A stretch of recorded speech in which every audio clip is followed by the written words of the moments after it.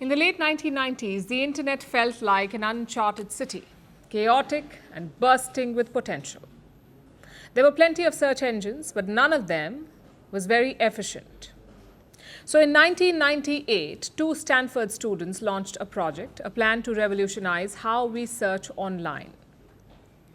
That idea became Google. And for the next 2 decades, it changed the internet. Google was like the front door to the web. Want to know the weather? Google it. Looking for the best sushi spot? Google it. Need an answer ASAP? Well, Google it.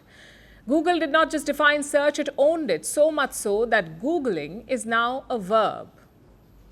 But like all empires, Google too was challenged, and that challenge arrived in 2022.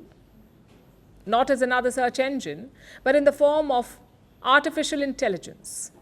I'm talking about ChatGPT. It came 2 years ago, and now it is ruling the roost. ChatGPT registered 365 billion annual searches in 2024. 365 billion in 1 year.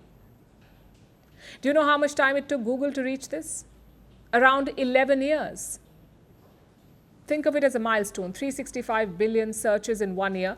Google took 11 years to reach here. ChatGPT took 2 years. At this rate, ChatGPT is growing 5.5 times faster than Google.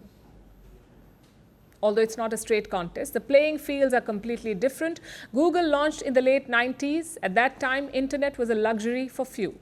By contrast, ChatGPT came in a world where 5 billion people were online.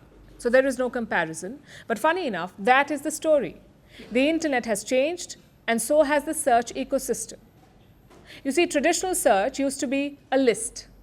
You type a question, Google gives you a sea of blue links. You click, you skim, you go back and forth. It's like your own journey for information. Artificial intelligence is different. It gives you the whole answer. Want to know how to fix your basin? ChatGPT will tell you step by step. Want to understand the Israeli-Palestinian conflict? Perplexity will give you an overview in 30 seconds. Wondering what to gift your niece? Claude asks what are her interests and then offers 5 personalized suggestions. So with AI, search has become a dialogue, and that has changed everything. Also, this is not just about ChatGPT versus Google. This is about a whole landscape that is transforming. People are searching for products directly on Amazon. They're discovering recipes on TikTok. They're researching topics on AI apps.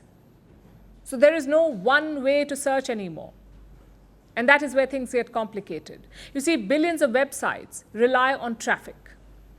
This traffic comes from clicks, and clicks come from search. And that search, until now, meant Google.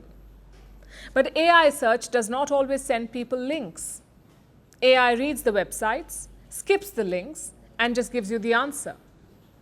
And for publishers, it's a nightmare. If no one clicks through, how do writers make money? How do businesses get discovered? How do advertisers get seen? And no, this is not just about websites. Google itself is staring at a business model problem. Almost all its revenue comes from ads. That's a multi-billion-dollar empire, and that empire could be at risk now.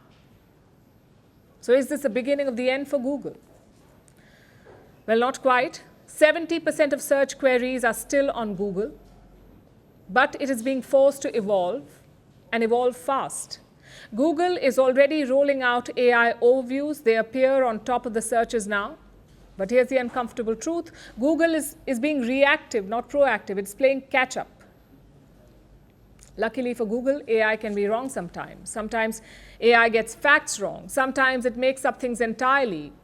And that is called hallucinating, like making up a historical event that never happened. AI does that.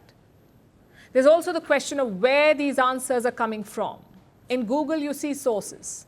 In AI-generated answers, that is not always the case. It doesn't always give you the source. There's a growing fear that we are entering a black box internet. Basically, you're told the answer, but you're not shown how we got there. And this can be a terrifying prospect. So to sum it up, here's a way to think about it. The internet used to be like a giant library. You went in, you picked a few books, you read through them. Google was like the librarian that led you to those books. AI, on the other hand, is like a hotel concierge. You walk up and ask a question, and they give you an answer. That sounds great, but it's also a little risky. The concierge might have a bias.